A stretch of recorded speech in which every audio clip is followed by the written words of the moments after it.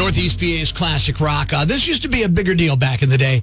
Good morning, it's Prospector Show on Rock 107. Kate, do you have a voicemail greeting on your cell phone? No, and my mom yells at me for it constantly. Really? Yeah. So your mom's of my age and she yells, right? She thinks you need one of those. Yeah, not happening. Okay, now why is it that you don't want one? You know who you're calling.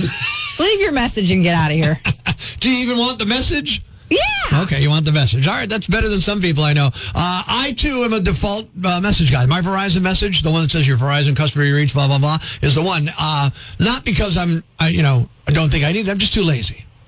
It's not that I'm lazy. It's that the woman that I have doing it, the default from Verizon, has a gorgeous British accent. So why would I use my voice? Well, today is National Inane Answering Message Day. Day to celebrate those awkward, cringeworthy, often nonsensical answering machine messages. I'm sure you've heard some. Oh, I'm sure. I've had some weird ones back in the day, but my brother still updates his voicemail greeting from time to time, so we're going to see what he's got. You need to come to the phone right now because we're pacing the living room trying to fill the emptiness by ranking our favorite chips for game day. So leave a message and we'll get back to you once we remember what people actually talk about when they're not yelling at the TV because of bad referee calls. The internet is lousy with opinions. You can't escape them. X, Instagram, TikTok, Facebook, Reddit are filled with people spouting their views in the most confident ways. It's time for There I Said It on Rock 107. The main outcome of social media is the ability for nut jobs of all persuasions to cluster together and validate their insanity with other equally deluded people. Before social media, they generally existed in isolation and could be ignored. Now loudness is confused with legitimacy. There I said it. Housing developers naming new subdivisions after the natural habitat they just destroyed is a A-grade backdooring. The sub should be named Dead Fish Ponds or F the Bees. There, I said it. Those questionable opinions from the internet, there I said it on Rock 107. Let's collectively pick a date, say 17th of March, to stop ironing clothes. If we all stop at the same time, no one has to be the last person still doing it. Embrace the wrinkle.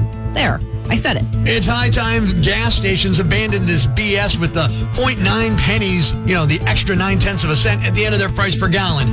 There, I said it. Those questionable opinions from the internet, there I said it on Rock 107. Fondant icing is a con. It looks great, but tastes awful, like slightly sweet cardboard. There, I said it. Anyone who says sorry is the hardest word to say has never stood in front of a courtroom and said, guilty. There, I said it. Breaking the news that's already broken.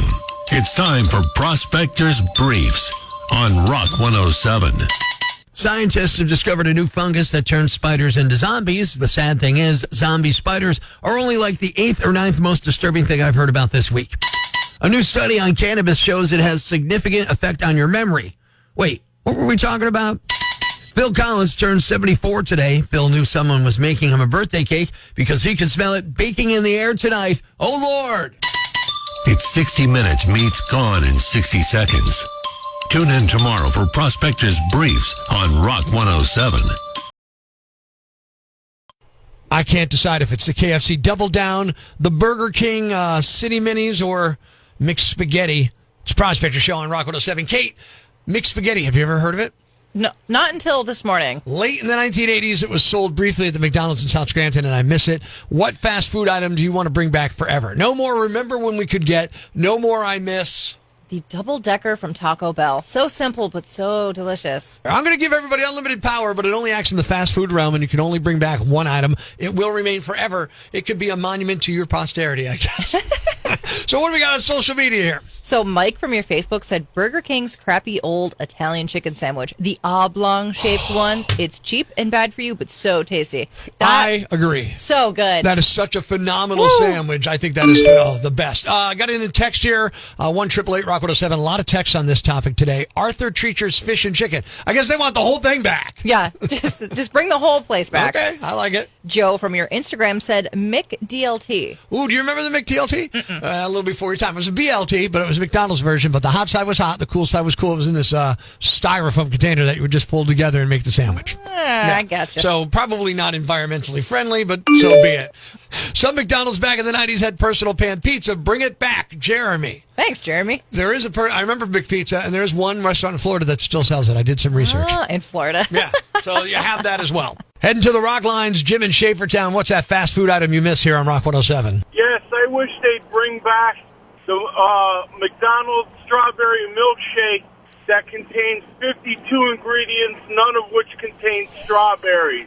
That was the tastiest shake I've ever remembered. Cody from your Instagram said the McWrap from McDonald's, not to be confused with the snack wrap. I'm already confused. No, the McWrap was huge. It was so much bigger than the snack wraps. Okay. I remember those. Wow, I don't remember that at all. McDonald's Arch Deluxe in on the text line. What was that? That was like a fancier. So this was McDonald's getting in like real, like instead of fast food, but like quality burgers. So it had a potato bun. It had a big beef, stone ground mustard. Gotcha. You know, it was supposed to be their upscale burger, and or somebody would describe it back in the day. Oh, a pricey Big Mac. They put a little effort into it. Gotcha. Go. William from your Twitter said the KFC toasted snack wrap with the pepper mayo. Okay, I'm not a fan. That sounds so good. KFC, I'm going double down. That's still my move there.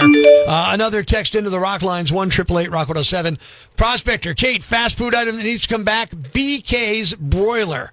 Bring it back. I didn't even realize it was gone. Don't even know what it is. Woof. Yeah. Shelly from our TikTok said Burger King's Yumbo hot ham and cheese on a bun. My wife, unprovoked, will talk about the Yumbo at length because she loves and misses that sandwich. So when I had, last night I put this on our Facebook and she's like, oh my God, the Yumbo. I love the Yumbo. Hot ham and cheese. Like, it sounds terrible to me. Okay. And, all right, this will be the last one. Got it on the text. Fast food items you miss you want to bring back. You ready? Mm-hmm. Arby's potato cakes. Oof. I'm all about that. Oh.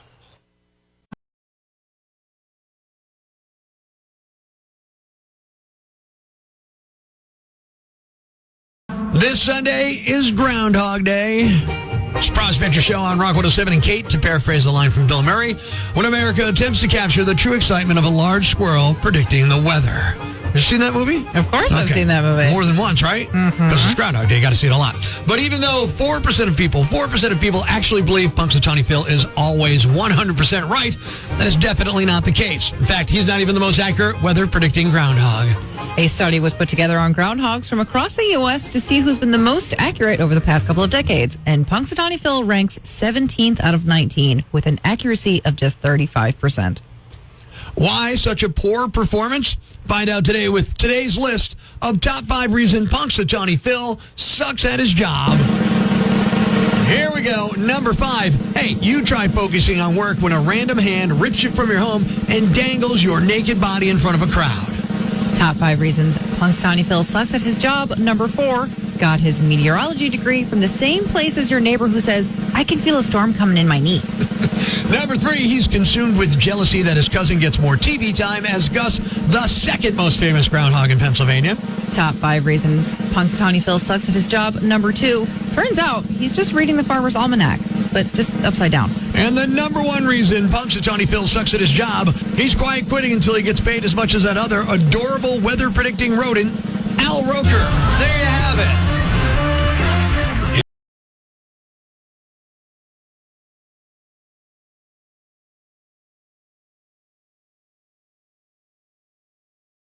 It's time for a little fun on the phones here this morning. Good morning. I'm Rock 107's Prospector, and today we're going to be calling a woman named Shawnee Colson. Shawnee has a daughter about a year old or so, and her friends wanted to prank call her, so we've come up with a magazine that I'm pretty sure she doesn't want to be on the cover of. It's time for another Prospector prank call on Rock 107. Hello. Yeah, hi. I'm calling for Shawnee Colson. Yes. Hi, this is Rick McAllister. I'm with Francis Publications. We do several magazines, and you were referred to us. I understand you have a 1-year-old, Claire? I do. It's a crazy time, right? Oh, it's a lovely time. It's crazy, but it's lovely. It truly is. Our magazine is about moms for moms, and you were referred to us because of Claire. and they said she's just a beauty. And we wanted to do we have a 1-year anniversary issue coming up, and we wanted to do a cover story on you for our next edition. Mm-hmm. You have a 1-year-old kid, just kind of talk to you about Claire, what the first year was like. And we think it would be really relatable for our audience. Is that something you'd be interested? We could do, would you? Sure. All right, look, it'd probably take like an hour or so. We'd send a photographer over. They'd do a photo shoot in your house as well. Okay, they would do a photo shoot here? Yeah, we'd pick a nice area, set up some lights, do a quick photo shoot with you and Claire. And then for the article, we do pay $125. So if you're interested. Okay. Yeah, is that something we could do? Probably like an hour, maybe a couple hours. Not a big deal. Yeah, I would be. What was the name again of the magazine? Oh, I'm sorry. I didn't mention that. I'm sorry. It's Frumpy Magazine. So when it's like I said, it's been out for like a year. It's what? Frumpy Magazine. Frumpy. What do you mean Frumpy Like Magazine? Frumpy Magazine. It's for moms, about moms, where like, look, the first few years you have a kid, you're kind of just tired. You never get your makeup on. It's just day and night. It never ends. And it's understandable why during that time, you're basically, you'd be frumpy.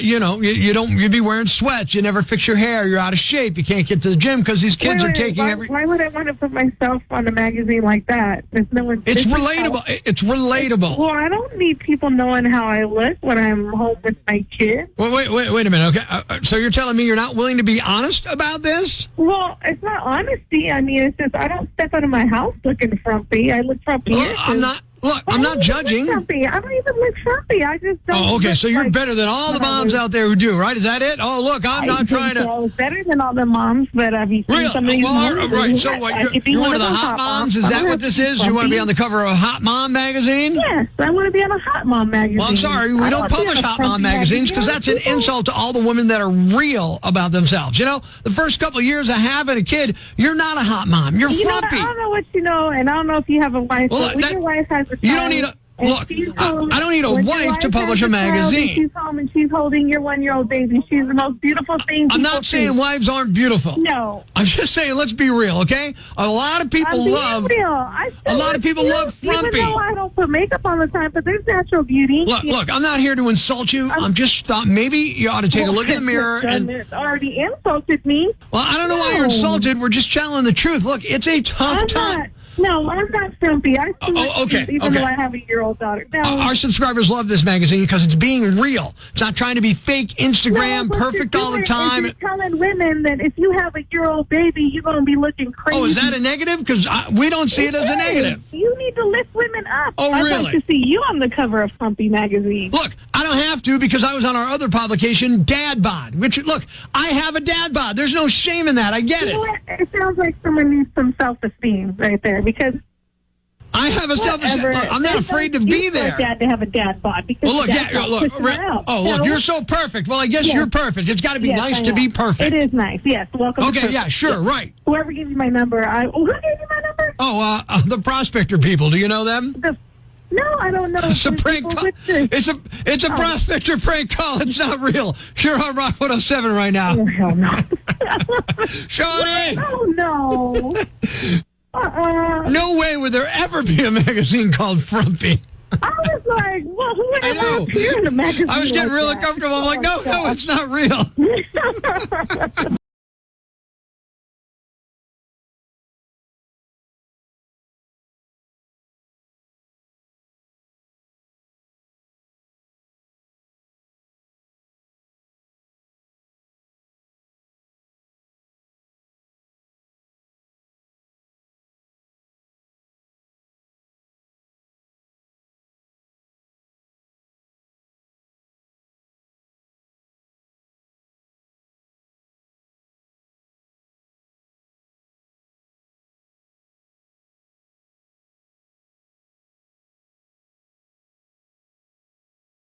Life's pretty tough right now. There's plenty of bad news, but it's not all bad. It's time for the brighter side of Prospector on Rock 107. The BBC did a story about a guy in England named Donovan Shears who got his first cell phone when he was 18 years old back in 1998. Texting was brand new back then, so he texted hello to a random number just for fun. He got a text back from a woman named Christy and ended up marrying her. They got married 4 years later and now have 2 kids, age 6 and 9. Thanks. We needed that. The brighter side of Prospector on Rock 107. ladies and gentlemen, grab the kids, call your neighbors, and gather around the radio. It's now time to announce the winner of Prospector's Yam Bag of the Day, as decided by you at rock107.com. We uncover the most baffling, ridiculous, pathetic, cockeyed, laughable, preposterous blunders in the world of misdeeds. Nominee number 1. Did you even know that this was possible? A drunk driver in Wisconsin was so hammered on Friday last week, he maxed out the breathalyzer. 52-year-old Randall Villarreal is a middle school teacher in Wisconsin, and cops got a call last Friday about a hit-and-run crash around 7:30 in the morning. Yes, this all happened in the morning.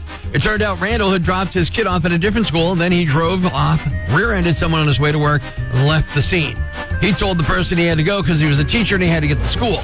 The person he hit got a shot at his license plate. Cops found his smashed-up Jeep in the school parking lot. They gave him 4 field sobriety tests, and he failed them all. The principal asked them to search Randall's office, and they found more alcohol. When they breathalyzed him, he blew a .4. That's 5 times the legal limit. It might have been higher because that's where it maxes out. Yeah, the machine stops at that point, so it could have been higher. In court on Monday, a judge told him he's lucky to be alive, and he couldn't believe someone could be that drunk, especially before 8 a.m. Randall is facing multiple charges, including one for drunk driving with a kid in the car. He's due back in court next Tuesday. Nominee number 2. Well, he got the attention. I don't know about the sympathy. Back in October, New York State Trooper Thomas Macia pulled over on Southern State Parkway near Hempstead, New York, dumped .22 caliber shells, and then drove to Hempstead Lake State Park. He then allegedly shot himself, then drove back and reported the shots by a masked man in a dark-colored Charger with New Jersey plates. A manhunt ensued for several days, followed by a ceremony for his release from the Nassau University Medical Center. Macia, who joined the force in 2019, passed a background check and psych evaluation, but Trooper Macia surrendered after shooting himself for attention and sympathy. He resigned on Friday and faces charges of tampering with physical evidence, falsely reporting a crime, and official misconduct. And the winner is... the drunk guy who was so sloshed, he maxed out the breathalyzer. You're the Yam Bag of the Day, and we'll move on to Friday's Yam Bag of the Week competition. Keep it here for all the nominees for Prospector's Yam Bag of the Week, Friday morning on Rock 107.